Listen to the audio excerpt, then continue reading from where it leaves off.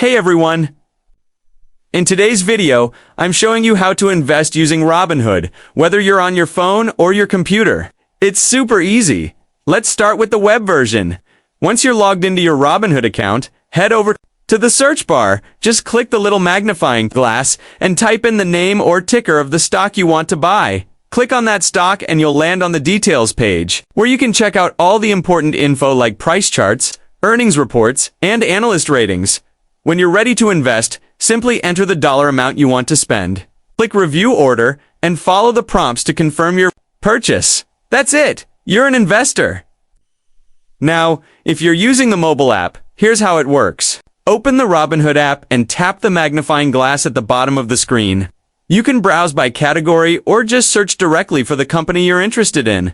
Once you find it, tap on the stock, then hit Buy at the bottom. You'll enter how much you want to invest, and if you want to switch between dollars or shares, just tap dollars in the top right corner.